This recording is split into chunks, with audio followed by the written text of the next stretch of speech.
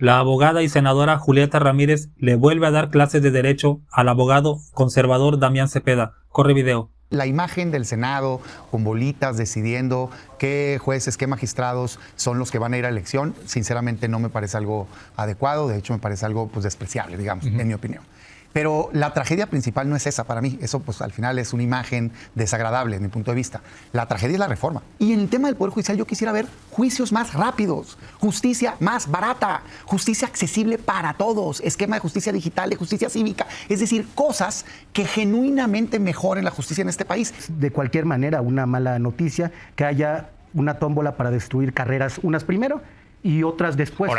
Ahora, por otra parte, el proceso de insaculación ha sido utilizado en diversas etapas o en diversos momentos de algunas situaciones en el Poder Ejecutivo, en el Poder Legislativo. Por ejemplo, tenemos que el proceso de insaculación para decidir qué ciudadanos van a elección se realiza en cada proceso electoral. Tenemos también funcionarios de casilla, ¿no? Funcionarios de casilla. Dice la presidenta una y otra vez en sus mañaneras y dicen en los discursos los legisladores que no, que al contrario, que hay mucha generosidad de parte de la presidenta, porque hoy tienen 2/3 partes en el Congreso y si hubieran querido, hubieran dominado el Poder Judicial. Eso es una mentira. Lo único que tenía la presidenta, como cualquier otro presidente, es la facultad para proponer a lo largo de todo su sexenio 4 ministros de la Corte. 4, solamente. Que bueno, ya tienen 3. Hoy, no, pero no importa, esta reforma le da la posibilidad de controlar a más de 1,600 jueces, magistrados y ministros. No va a haber un cargo de juez, magistrado o ministro de la Corte que no tenga que pasar por la propuesta de Morena. Es que ese es el tema. Sí, claro. En primer lugar, mucho que decir. En primer lugar, decir, aquellos opositores que el día de hoy plantean que es necesaria una reforma a la justicia, que no les parece viable esta, pero que es necesaria una reforma al Poder Judicial y que es evidente que el Poder Judicial está corrompido, yo les pregunto, ¿por qué cuando eran gobierno no lo hicieron? Número uno. Sí. Número dos. Además de otra situación es que, por ejemplo, cuando se comenta que toda esta reforma es para controlar políticamente a los jueces y magistrados, pregunto yo también, ¿por qué esa crítica no fue posible cuando Felipe Calderón controló efectivamente a un ministro para que la prima de su esposa, por el caso ABC, no fuera procesada jurídicamente? Insisto, cuando hablan de control político de la institución, parten de asumir que ellos lo hacían cuando eran gobierno. Por eso creen que el León cree que todos son de su condición. Ahora bien, yo planteo una verdadera tragedia que está sucediendo en medio de la materialización de la reforma al Poder Judicial. Porque la reforma ya es vigente, ya está en la Constitución. Y la tragedia es que jueces y magistrados sigan impulsando amparos y que la Corte siga decretando suspensiones, cuando, para empezar, los amparos no proceden ni en materia electoral ni contra la Constitución. Entonces, si la Corte sigue efectuando suspensiones y admitiendo amparos, lo que estamos viendo es que la Corte se cree superior al manto que es el pacto planteado en la Constitución. Si no le gusta a alguien la reforma, tiene todo el derecho de socializar sus intenciones, conseguir una mayoría en el Congreso y plantear otro pacto en la Constitución para que se reforme la Constitución. Pero jueces, magistrados y ministros no están por encima de la Constitución. A ellos les corresponde aplicarla. Si ellos pueden emitir resoluciones que contradigan la Constitución, entonces están asumiendo que ellos son el poder constituyente y el poder constituyente reside en el poder legislativo, única y exclusivamente. Entonces, esa es la que considero la verdadera tragedia, porque estamos viendo impedimentos ilegales para no materializar la reforma judicial que ya es vigente. Ah, caray, entonces, ¿quién juzga qué es correcto y qué no? Este rollo del poder constituyente, ¿no? Que somos la máxima autoridad y nadie nos puede revisar. Entonces yo pongo un dilema. ¿No es Eso un rollo quiere decir, también? no, sí es. Soy ¿No es un abogado rollo? y lo conozco No es muy un bien. rollo para nada.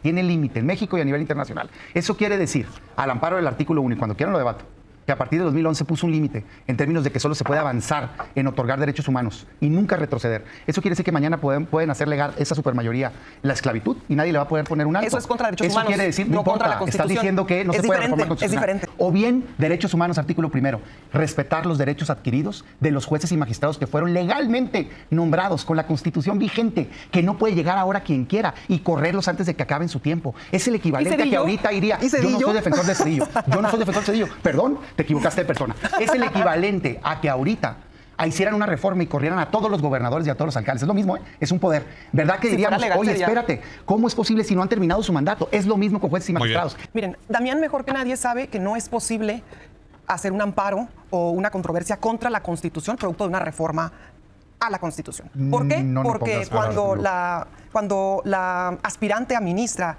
Margarita Ríos Farjat visitó el Senado, hubo unas entrevistas y tú le preguntaste Porque yo estoy a favor. que si era posible. La pregunta era porque yo ¿Y estoy a ella favor. qué comentó? Ella comentó que no era posible contravenir o querer recursar la Constitución si ya era una reforma. ¿Por qué? Porque ya es una Constitución vigente. Y dijo claramente ella, entonces el Poder Judicial estaría tomando facultades que le corresponden al constituyente. Entonces, ¿quién reforma al Poder Judicial? Número uno, y te quiero poner 2 ejemplos.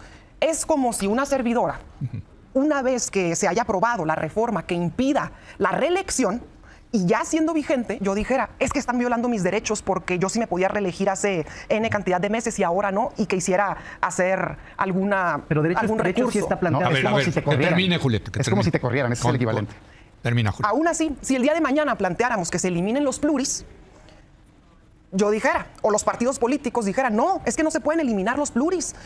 Cuando ya es una constitución, ya está en la constitución y ya es vigente. Y aún así, si ahora mismo supusiéramos una reforma que acortara, digamos, el tiempo en el que yo soy senadora, la misma Corte ha establecido que no tiene facultades en términos de relación laboral, que no son trabajadores del Poder Judicial, los jueces, magistrados y ministros, son titulares del Poder Judicial. ¿Por qué? Porque no hay una relación de subordinación. Hay que dejarlo muy claro.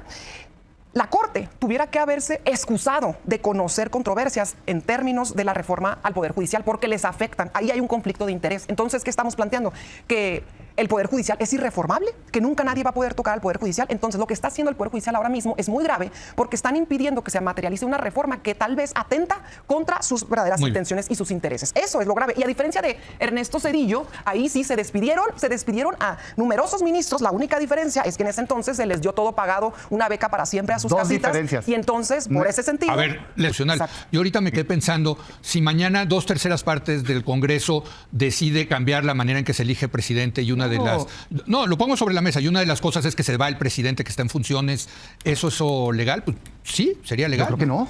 Tiene Bueno, límite, lo pues. dejamos, pero ¿cuáles son esos límites? Es exactamente lo que Porque se tiene que lo que tú establecer. dices de la esclavitud, pues sí, es de violatoria sentido de derechos común. humanos. Por eso. Es que pero también despedir a alguien que sí hay legalmente fue nombrado cláusulas es pétreas violatoria de que derechos humanos. sí es cláusulas pétreas que no puedes tocar. Ellos no y son sí hay trabajadores, son por eso. Entonces, titulares yo creo que este es del un muy Poder buen Tema. debate. Por eso el Si les equivalente parece, si corrieran Si alcaldes. él habla, yo también quiero un minuto. No, por eso, pero ya no tengo tiempo. Pero- Es imperdible, aquí no quise interrumpir a Damián Cepeda, es una joya todo lo que dice, toda la bola de tonterías que dice Damián Cepeda sobre la esclavitud, imagínate que no es que el Congreso pueda hacer lo que se le pegue la gana y que imponer la pena de muerte y esas cosas, esas tonterías, no.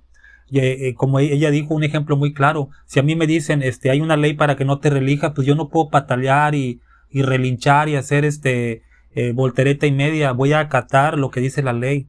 Es lo mismo, si nosotros, como dice, ahora resulta que no se puede tocar el Poder Judicial. O sea, ahora resulta, es una tontería todo lo que plantea Damián Cepeda, la verdad, de abogado a abogado le dice Julieta Ramírez, son tonterías. Te pongo otro ejemplo, dice Ciro, entonces, ¿para qué hay Suprema Corte de Justicia si el Poder Legislativo va a poder hacer lo que quiera? Y yo se la cambio. Entonces, ¿para qué hay Poder Legislativo si la Suprema Corte puede echar para abajo cualquier ley que se le pegue la gana por conflicto de intereses? Porque le está afectando los intereses. Claramente sabe Damián Cepeda que el amparo no procede para lo electoral y lo constitucional. Se tiene que respetar ese poder. Ahora, no puse ese ejemplo la senadora, pero yo te pongo un ejemplo rapidito. Cuando PRI-PAN era mayoría, hace 8 años, 9 años, era mayoría en las cámaras, aprobaron una ley para que, y tenía sentido si quieres, vamos a ser justos, para cortar el sexenio y poner 5 años con 10 meses para ajustarse con el paquete de egreso, la ley de egresos, está muy bien, para que ya no haya confusión y ya no asumieran el 1 de diciembre. Haz de cuenta que López Obrador gana la elección en el 18, eso fue en el 15-16 cuando se aprobó, en el 18 gana la elección y dice, ¿sabes qué? Protesto, no estoy de acuerdo con esa ley, yo quiero mis 6 años porque estás afectando mis derechos humanos. Es una estupidez, Obrador la acató porque era constitucional, no se puede atacar la Constitución, entonces no se pueden erigir como un poder supremo, que yo sepa es en 3 partes el gobierno, entonces ninguno está por encima del otro.